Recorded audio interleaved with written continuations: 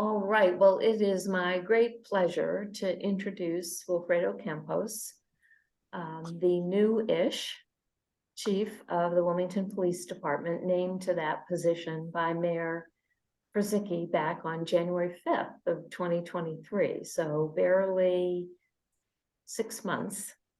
We are delighted to have you here with us this evening and look forward to hearing your perspective on the city and what's happening, your goals, your objectives, any issues, obstacles, and also ways that we as citizens and either residents or visitors of the city can do our part to help make Wilmington a better place to live and work and visit. So welcome.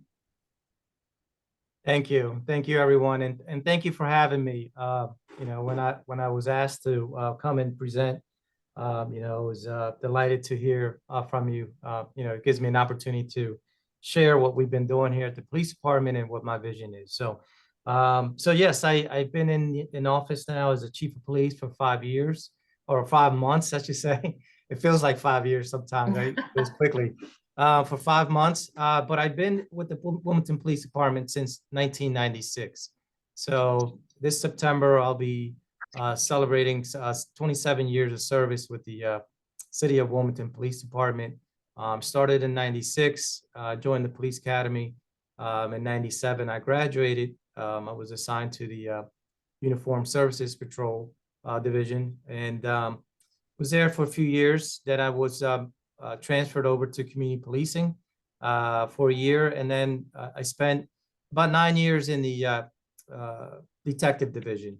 Eventually serving a year with the ATF task force assigned to from Wilmington, and then did some time running the police academies until I was promoted to sergeant, then lieutenant, and then captain. So as captain of the police department in 2018, under Chief Tracy, I was assigned to Sector 3, which is essentially everything west of I-95 out to the city line, where Route 100, the old Wilmington High School, which is now a charter, the Brandywine River down to Maryland Avenue in South Union. So pretty big area, pretty diverse area.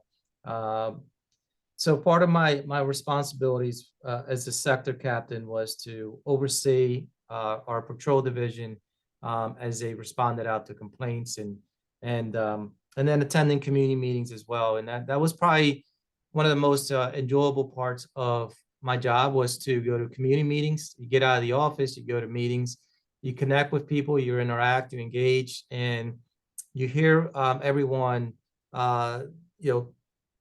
have an opportunity to talk to you one-on-one and tell you about issues that have been plaguing the community, or concerns, or things of that nature. So that was really interesting because that's, like I said, that was probably the most enjoyable part to be able to hear these concerns. And sometimes we were able to take care of a concern that was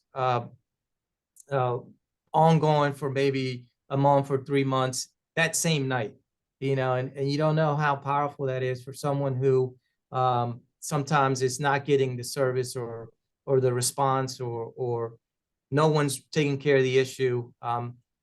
That was my biggest joy, was to be able to work with my officers to be able to take care of problems. Sometimes it was an abandoned vehicle or vacant property, whatever it may be, something sometimes even smaller. But so with that experience, when I had the opportunity to take the position of chief of police, that is something that I wanted to expand on. I wanted to expand on that community engagement, that community policing aspect of our job. We're doing a really good job with our strategies, with our CompStat strategies, methodology. But I always say, strategies are great, but you have to be able to connect with people, right? So when you do community engagement, you give officers an opportunity to build those relationships by listening, by responding, and then by following up. That's really important on building relationships, especially police community relationships. So I created a community engagement unit. We used to have a community policing unit. It's kind of a similar concept. My vision, and I always say community engagement, because community policing, it's a term that's thrown out a lot. And when I look at the words community and policing, I don't believe they go together. All right. Because there was a I guess for a while there, the mentality was that every police officer is a community police officer. So we shouldn't have a unit. So in essence, we are, right? When we take the oath and we go out and we serve our communities, we're all community policing officers. The issue is that our patrol officers, we ask a lot of them. We ask them to respond to accidents. We ask them to respond to domestic incidents. We ask them to respond to all types of different calls. And then we were also asking them to, on top of that, do directed patrols, special attentions in certain areas that we've identified through our data of areas that we're having issues with certain type of crimes. And then on top of that, go to community meetings and work on long-term problems that people have been having. And the quick way to lose that I guess that a relationship is to go to a meeting and hear concerns, and then not following up with that person and letting them know that this is what we were able to do, whether you fixed the problem or you didn't. Just getting back to someone is really, really important, because at least they know that you tried, number one, that you're working on it if it's taking longer than what you thought it was going to take. And then if there's a resolution, they would like to know about that as well. So that's really important. So that's why I said community engagement, because it's much more than just policing. It's about going out, talking, engaging, figuring out what the community issues are, because every community in Wilmington has its separate issues. And we have to be responsive to that. We can't just have one cookie cutter plan to say, okay, what works in this neighborhood is going to work in this neighborhood, because the issues and concerns are different. So that's why the officers who are in these units are assigned to that side of town to be able to build those relationships and work on those problems. And they have the time to be able to connect with other city services, public works, whether it's an issue where people are doing illegal dumping, with license and inspections, with vacant properties, with sanitation, with parking authority, you name it. We have to be able to work with other city partners and also our state partners as well, to bring resources to people who are in need. So as you know, the pandemic happened, and a lot of people lost their jobs. A lot of people are dealing with mental health, and there's a lot of people who are homeless, and there's a lot of people who are out just in need. And you can see them throughout the city and the county and the country, that they're out there and there's a need for it. So being able to connect with these individuals is why we started community resource fairs that we hold once a month throughout a different part of the city, where we partner with 35 different partners, nonprofits, and state partners that we go out, we advertise it, and they come to these fairs, and there's services that are available to them if they so choose to take advantage of them, or if they have that need. We also we do community walks as well. Just today, every Thursday, we do these walks at 1 o'clock, and we pick a different part of the city. We partner with the Henrietta Johnson Medical Center, the Porter Center, as well as the Westside Health, to walk the community and bring assistance to individuals that we see. So it's almost like an outreach work. And today was a really special one. We did one at 8th and Monroe. We partnered with the food bank, was out there. They had their truck out there, and they were giving out canned goods and food as well to the community. So they're slowly gaining momentum as we walk and people see us. And it's always one of the things where whenever the police involved, sometimes people get a little skeptical about what are the police doing, and they're walking the neighborhood and they have these civilians with them who have bags, and they're approaching us. So slowly but surely we're building those relationships, and the word is getting out that we're here to help. We're here to assist. That's our job um, to the community. So those are things that we're doing. And another thing that I'm doing as we move forward is I've been in contact and I guess you say negotiations and discussions with Christiana Care. I want to do my vision for the police department is to do a co-responder response with clinicians and police officers teaming up together to go out and handle certain calls for service such as mental health calls, people in crisis, then and also dealing with people who are homeless and have substance and addiction issues to try to get them out of that life that they're in. So it's more of an outreach response. So I seen the need for it. It's something that a lot of departments across the country are doing. So we're in the exploratory stages now. Newcastle County Police is helping us as well. They have a similar type of model, co-responder model, where they're responding out in the county. So we want to bring that here to the city of Wilmington to address those much needed social services people need. So one of the other things is I don't know if you've seen recently, part of my officer wellness and community wellness is we have a black Labrador dog that is named Barry. Barry is a wellness dog. We got him from the state of Texas through an organization that does this for police organizations. And so Barry is knows, and this is I'm quickly learning through his handler.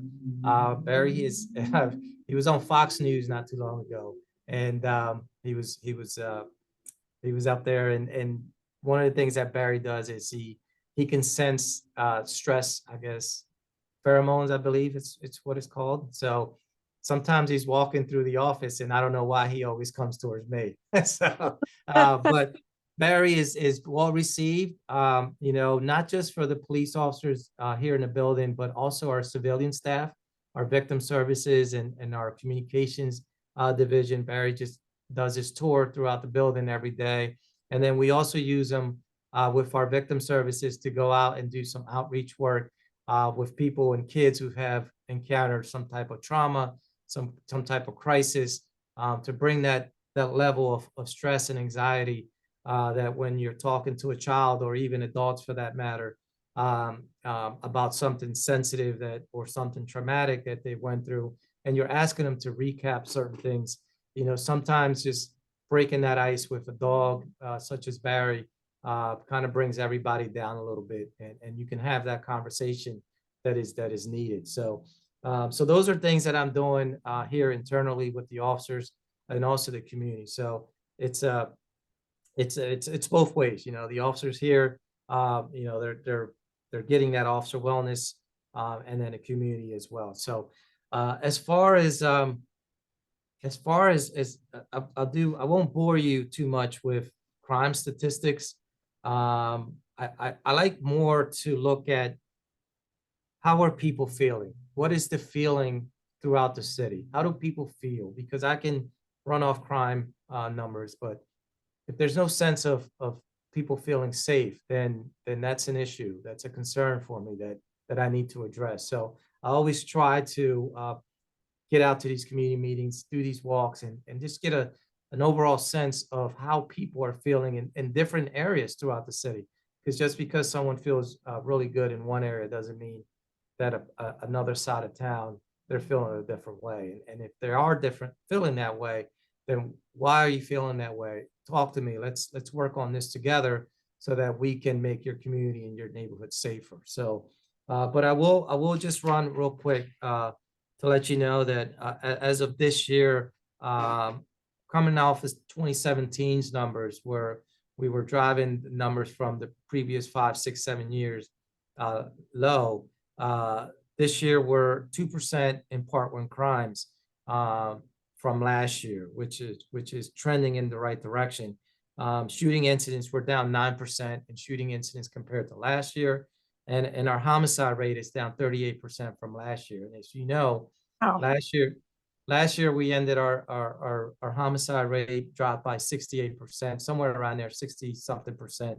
And our shootings were down something to like 29% from 2021 level. So we are trending in the right direction. I always say it's not a time to raise a victory flag and say, hey, you know, we're doing great, let's stop. I always remind my team and my command staff and my officers that, you know, we need to continue pushing while these numbers are going down, to continue to drive that crime level down. Because to me, one shooting is too many, one life loss is too many.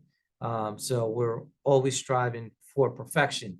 Some of my colleagues think that I'm a little, you know, crazy when I talk like that, but if we're not striving for perfection, then what are we doing, right?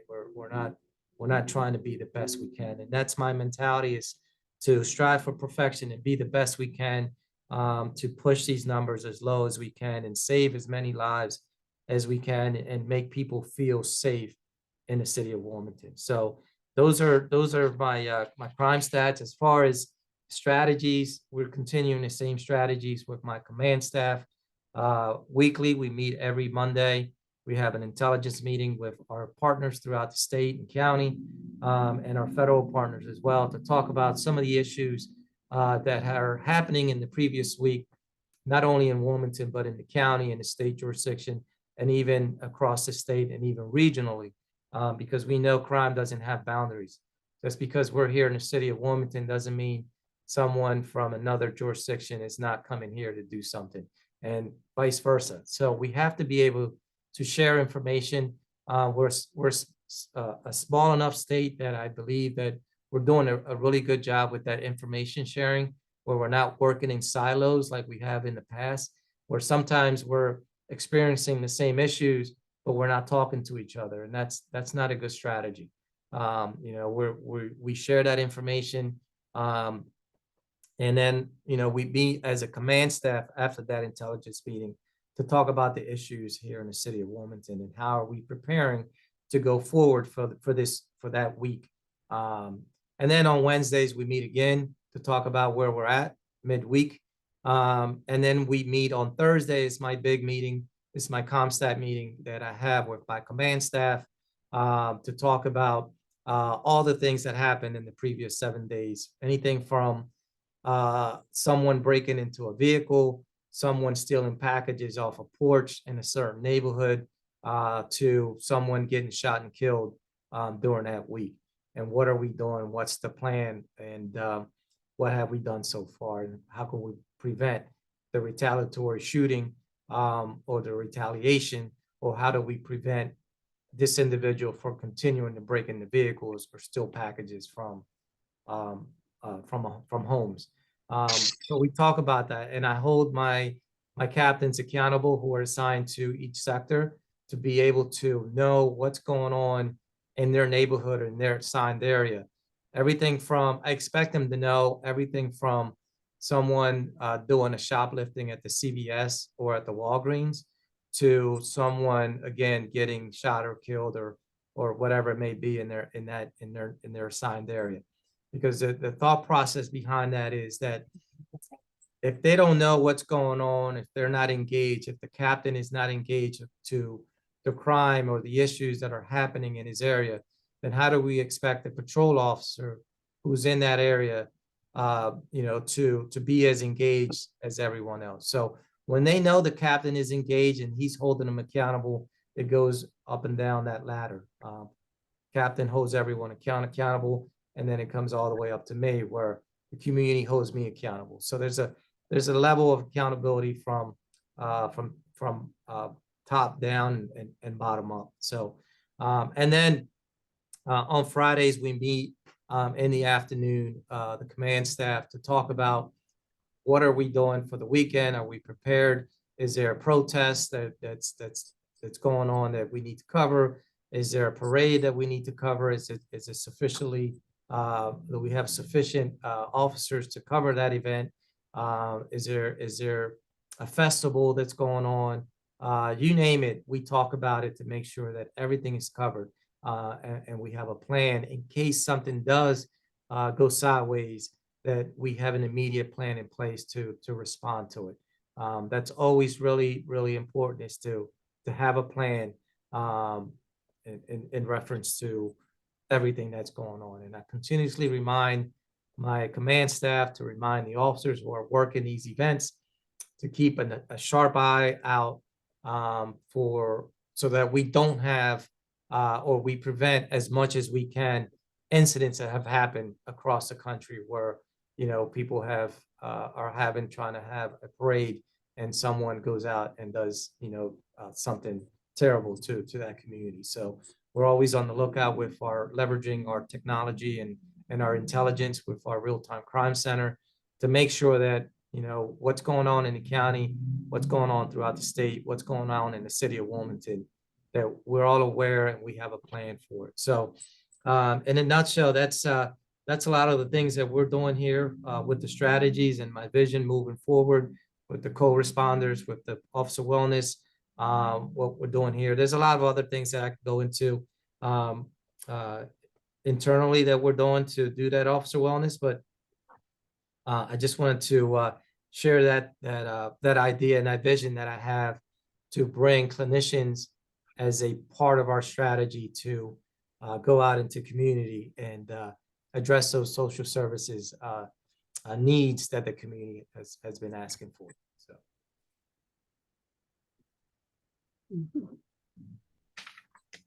And I will open it up.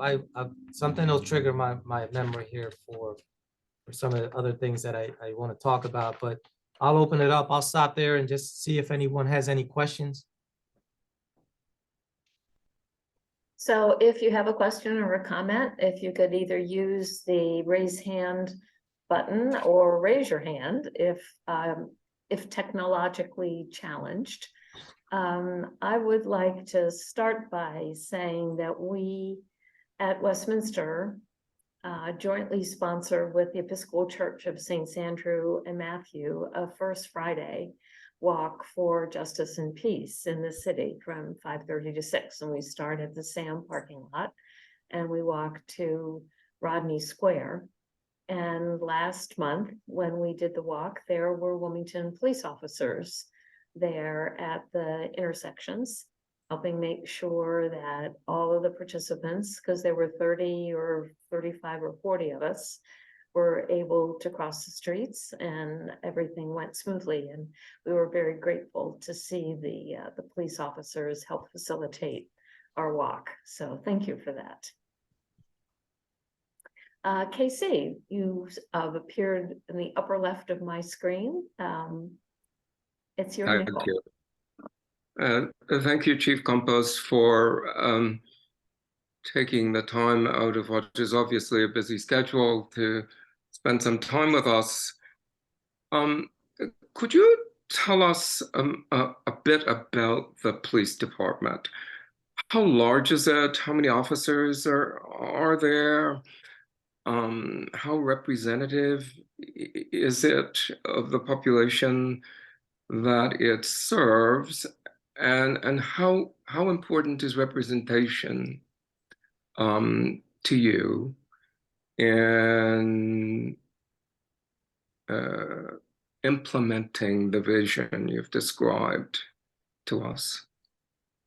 So our department, our authorized strength is 312 police officers. We're currently 20 positions down, and we're in the process of a hiring process to start a police academy in August with a graduation date sometime in mid-December. So I believe representation, I'm not sure if you're meaning like diversity wise, just want to make diversity wise, I would say I don't have those numbers in front of me, but I would say it's about roughly 30% African American. I believe last number is somewhere around 10% Hispanic or Latino. And then you can even break it down. Females, officers, I believe we're somewhere around 20, 25 out of that. And so yeah, so it's when I talk about the co-responder model and my vision for the police department, it's been well received, especially the community police or community engagement unit that I started with.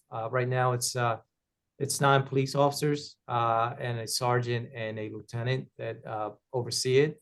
And we have 9 districts in the city, 3 sectors, 9 districts, and I have 1 officer to each district that is part of the community engagement unit. Now, that doesn't mean it's just 1 officer in each district. That's just the engagement unit. We also have our uniform services division who responds out to 911 calls for service. That's an entirely different division that handles those calls for service and are also available for other things. But their primary function is to answer those, to be available so that when you call 911, someone's going to respond to your residents. Whether they're tied up on something else or not, they will clear that call and respond if it's that emergency that you need. So we also have an investigative division, our detective division. We have a school resource officer unit that we have officers assigned to certain schools throughout the city. And we have our drug organized and vice division, who are investigators, obviously, as the name says it, investigating drugs and vice concerns. We have a traffic division, a small traffic division, I should say, that has oversees the motorcycle unit attached to the traffic division. We also have our human resource division. We have our internal affairs division, our communications division, our real-time crime center. And then we have smaller units like our Safe Streets unit, who checks on probationers.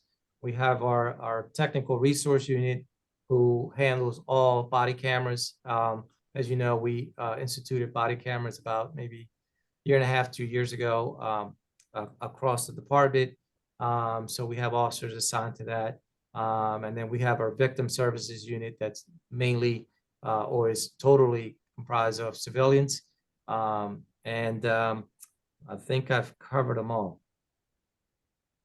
Yeah, so those are the divisions. My vision for the department has been well received to move forward, not only by the officers, but the administration as well. As you know, I spoke about it earlier, it's a need out in the community with the homeless.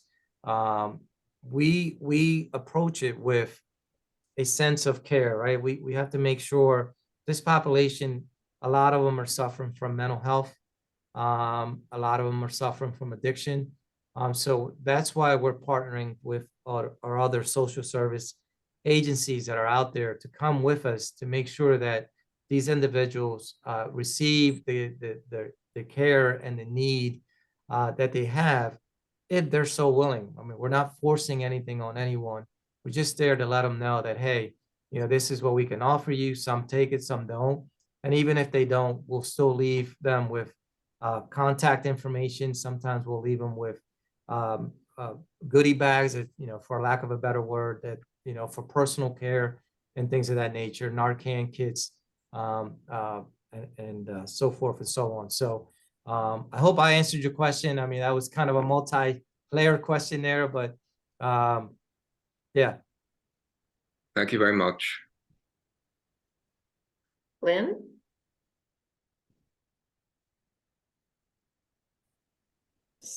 I remuted myself. Thanks.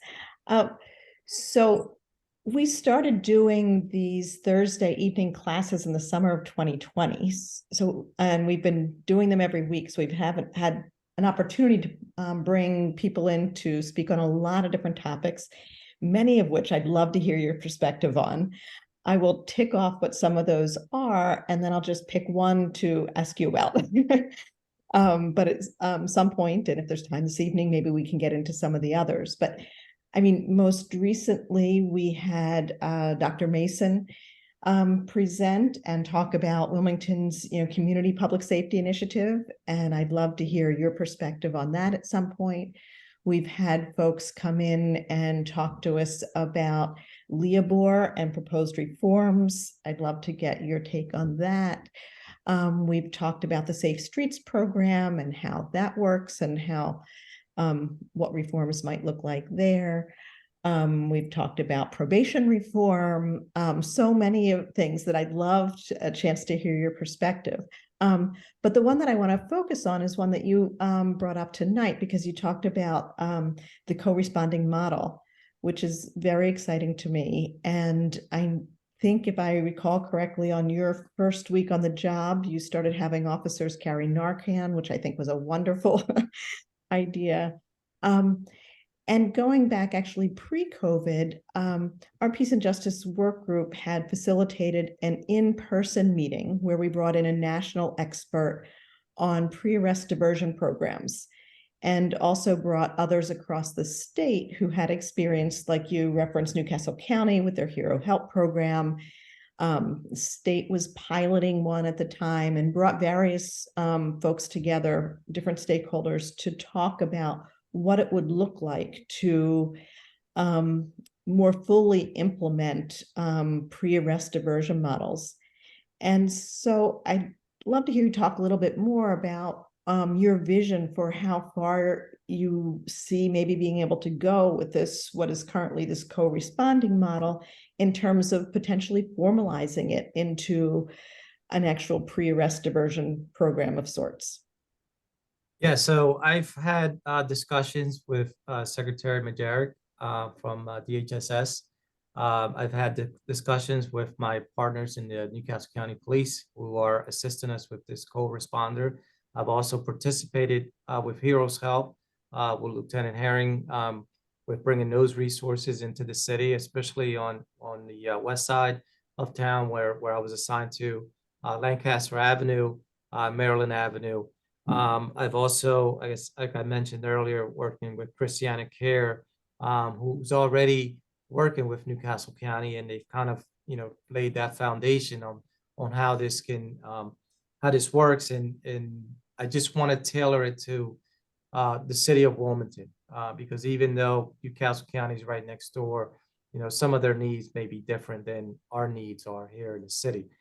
So my vision for that unit is to go out with police officers, respond to certain designated calls for service. My vision is to have a caseworker, a civilian, be hired to facilitate the information and the contact information. As you know, some of these are very, very sensitive with HIPAA laws and everything else that goes into it. So what I want to do is respond out, identify those calls for service, and identify those individuals who continuously call for services, whether they're going through crisis once or twice a week. Once they set that pattern of from talking to the mental health community and the experts in it, I'm no expert by any means. I'm learning a lot through my conversations and discussions with them, to be able to identify certain individuals who are calling the police for services, and then we just turn around and are just calling mobile crisis to come in and handle it. So once we get to that point, my goal is to have a caseworker kind of do a schedule to say, okay, such and such at this residence has called the police 4 times this month, and he calls every Monday or every Friday to do the outreach before they even make that call, to see if they're okay, to make that house visit or that home visit if we're not answering a call for service. So we know that we're not going to be all day running to, one call after the other. That's a mental health or a crisis situation, but we can do that preventive type of response where we're checking up on individuals. And even if on top of that, those that are out there that are homeless or are engaging in other activities such as prostitution to support their addiction, we're going to go out there and do that referral work where we can refer them to a substance abuse coordinator or someone that can hopefully, get them out of that life that they're in, that they're involved in. And the goal of that is to prevent someone that is going through a crisis or a mental health issue or an addiction issue, that to prevent that arrest, because we know, and I know from experience, as a police officer for 27 years, someone with an addiction who's breaking into a car, or someone with an addiction who's shoplifting, someone with an addiction or other means, mental health, that's stealing packages or so forth and so on, the arrest is not going to end it. They're going to come here, they're going to see a judge, the judge is going to release them, they're going to get a court date, they may not go to court, they may go to court, we don't know. But unless we treat that underlying issue, that root cause of what is driving them to commit that crime or be involved in that activity, unless we try to treat that or get them some help for that, we're just going to be chasing our tail. And that's kind of where I'm at with that. I've seen it being out in the community where, you have people who really have a need for it. And sometimes you have to make the arrest. That's the last goal that we should be doing, or the last option that we should have when someone is addicted or someone has some type of substance abuse issue, is that, first let's try to get them some help, but eventually, the community then also wants to hold them accountable. So, but I prefer to try to help them out as much as I can before we go down that road. Thank you. Chief, I recall, I believe fairly early in your tenure, you took some members of your staff or the police department down to Washington, D.C. to the African American History Museum. Can you talk a little bit about that decision, that process, that experience? Yeah, so when I was a sergeant in the police academy, I was approached by I believe it was the Jewish Federation. They wanted to take the recruits down to the Holocaust Museum, and they were willing to sponsor the cost of 2 coach buses, and also sponsor the cost of the tickets, the entrance fees that they had. I believe it was fees, I'm not sure, but they wanted to sponsor it, and we said yes. They told us why it was important. They did a presentation, and we agreed, and we went down, and when you walk through that museum, you kind of get it. You get the sense of what this community went through, and part of the education piece to it was that, when police departments don't do what they're supposed to be doing, then things can get out of hand. And I'm not an expert on what went on 60 years ago, I believe it was. But I know that the story is that the police officers, some of the police departments were being lied to about what they were doing. And then obviously, what it led to after that. And when we walked through there, I was so touched to see, that suffering, and at the end, when you walk through and you see the shoes, at the end of the exhibit in the museum, I left there with a new understanding of what my job was, and how incredibly important and how powerful a police officer can be, and when you misuse that power, what it can lead to. And I think the recruits also got that message. So when I took the appointment, I also knew about the African American Museum, and I've had heard stories about how powerful it was as well. So I asked for permission from the administration, which they granted. They thought it was a great idea, and I pushed it out to volunteers who wanted to go throughout the police department, and also civilians. And I also took some clergy from the Wilmington community to go down as well. And again, it was an opportunity to talk to my civilian staff, to connect, as well as the clergy. And we not only spent some time together, but we also learned a lot about, the history, the African American history as well. And that was also very moving and very very touching. Thank you. Thank you. Thank you for that. Thank you for doing that. Kaylin, I see your hand is up. Good evening. Thank you so much, Sue, for calling on me and hosting this. This is amazing. I just had a quick question regarding one of the stats that you mentioned earlier regarding the drop in crime. I was wondering if you could talk more about what do you think the leading drivers of that drop in crime were, as well as if you've ever seen a rise in crime in your career with Wilmington PD, what would you attribute that to? I think you were cut off a little bit there on like your last two sentences. Sorry, I'm driving.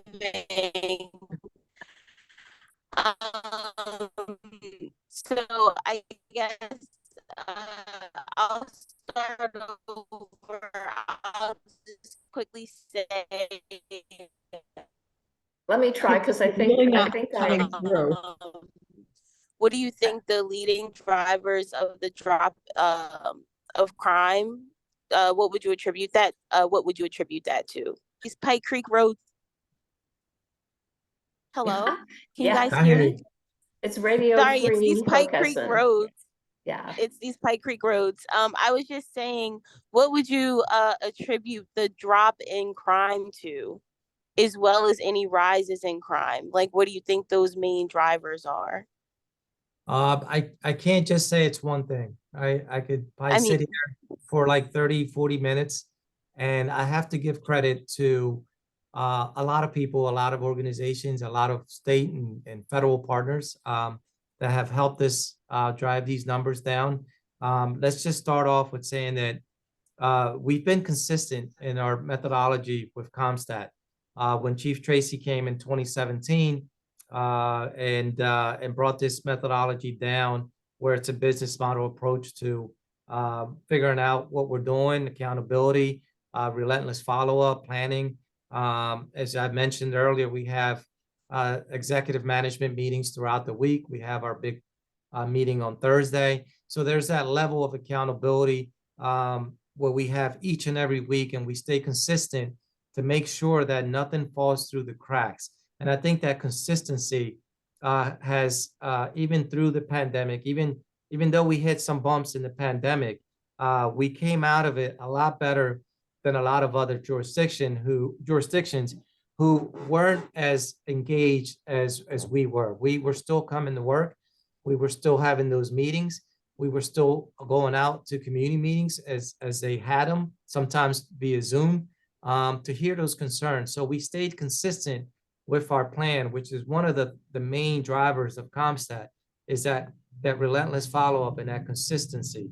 And as we move through working with our state partners, through our gang violence intervention from the governor's office, where we have call-ins every 3 months to make sure that individuals who are on probation that we've identified through arrest and other means, as having a conflict with other groups, we bring them into this. We bring them into a setting where they're given a message of, we know who you are, we know what you're doing, and we're trying to give you an opportunity out of that life.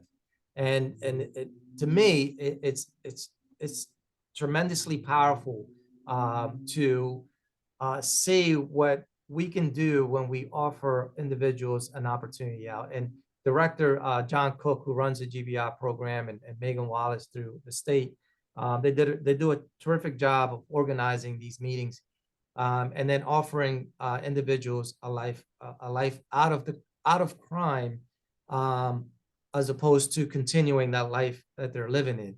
And that is to offer them sometimes even something as simple as helping them get an ID card, helping them get a driver's license, helping them find employment, helping them find housing, helping them find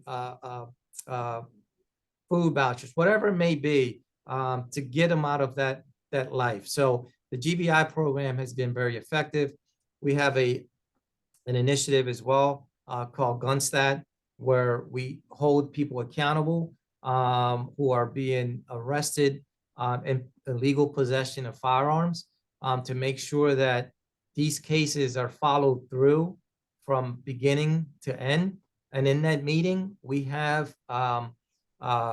directors from the state. Sometimes we have secretaries from Youth and Family Services attend as well. Our federal partners for federal probation, state probation, the Attorney General is there, Kathy Jennings, the U.S. Attorney, David Weiss is there, the Mayor of Wilmington is there, the Chief of Staff of Wilmington is there, myself, my command staff, and we talk about these individuals who are being arrested, those individuals who are being rearrested and rearrested. At some point, you know, we have to fix this leaky hose that these individuals keep getting out and doing damage in our community. So that is a tremendous, powerful tool. I always say I have to probably be the only chief of police in this country that can get the U.S. Attorney for the district, the Attorney General for the state, the mayor, chief of staff, and these secretaries and these other partners in the same room once a month to talk about some serious violent individuals in our community. You know, that is a tremendous meeting where you have people who have, you know, high stakes in trying to prevent, you know, violent crime. So that's another program that we do. I could go on and on. The community as well, you know, they've been really helpful in helping us drive violent crime through our community meetings.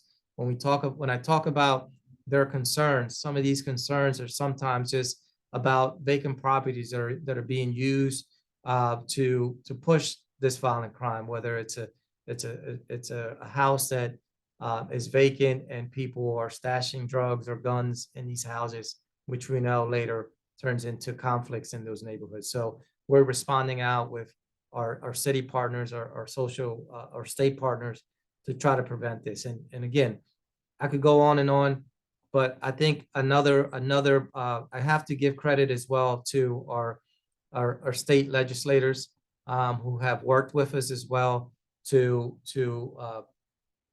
help us with that cash bail, where these individuals who are being 2-3 times arrested with possession of firearms, to get cash bail, to be held accountable for that, for people who commit violent crime in our community, such as shootings, that when they are arrested, that they're held accountable and not just re-released back out into the community.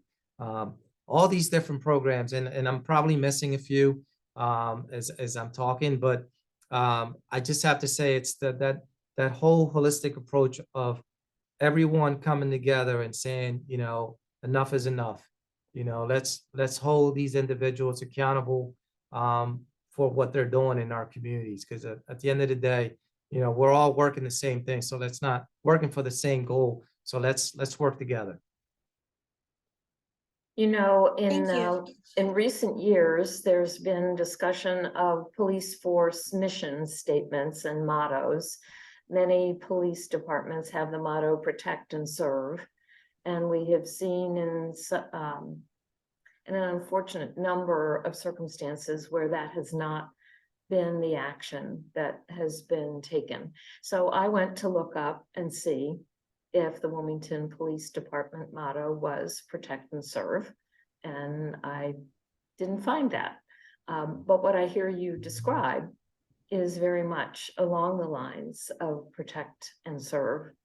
But I was struck by the Wilmington Police Department mission statement that basically says to raise the level of public safety through law enforcement and thereby reduce the fear and incidence of crime. And it strikes me with what you're talking about in terms of your vision and your priorities for the police department, that maybe in a spare 20 minutes, somebody could take another look at the mission statement for the Wilmington Police Department, because it strikes me that what you are doing is so much more than law enforcement. Just my nickel. Thank you. We're getting close to the end. I see Lynn has her hand up, so why don't we turn to you, Lynn? Sure, thank you. Clearly, there's not time to dive into some of the other things that I'd love to discuss. So hopefully there will be an opportunity to meet again, maybe offline, to do a deeper dive into LIBOR, safe streets, and some other topics. But I thought maybe we could end by having you talk a little bit about, your view on the level of trust, or in some cases lack thereof, between the community and police, and what you think are the best things that can be done both by the police department as well as the community. What things can be done to work on building that trust to a higher level than it currently is? Yes, and that's what kind of what I was talking to. We have to get out there. We have to continue. We've been doing this, but we have to continue to build those relationships. Because I always tell my officers, my officers are out here doing a tremendous job each and every day, serving the community in a tough environment because of things that have occurred throughout the nation. I always tell them they're doing a lot of really good work and building a lot of good relationships. But you can take one incident can bring all that down. So you have to continuously to be professional. You have to continuously strive to build those relationships. And that starts out by going to community meetings, doing these community resource fairs where we're engaging with people, doing the community resource walks. We have a youth academy where we're bringing in kids in the summertime. This year, we're partnering with the fire academy to bring these kids in for 2 weeks where they're doing everything from physical fitness. We give them a little workout uniform. We give them uniforms. We teach them about conflict de-escalation. We teach them about all kinds of things that are going to help them be successful young men and women in our community. But, we always have to continue to strive to build those relationships. And that starts out by going out and talking to people and letting them know who they are, letting them know that they're a human being just like them, and continuously to talk and work through issues. We're not perfect. I don't think we will ever be, because of the profession that we're in. Such a high, visibility and so many dynamics that go on, but we have to strive for that perfection and continuously to build those relationships. Well, I want to end by thanking you, Chief Campos, for spending this time with us. Clearly, you have a million things on your plate. We're very grateful for your spending the time and sharing all of this information with us. We are happy to be helpful in whatever ways we can, whether it's participating in community outreach or events or whatever. So thank you for your time here this evening. Thank you for your service. Thank you for your leadership. And we look forward to seeing ever more improvement in safety in the city of Wilmington, and that connection between police and members of the community. So thank you. Thank you for being here. Thank you for having me. Thank you so much. Thank you. Good night, all. Thank you.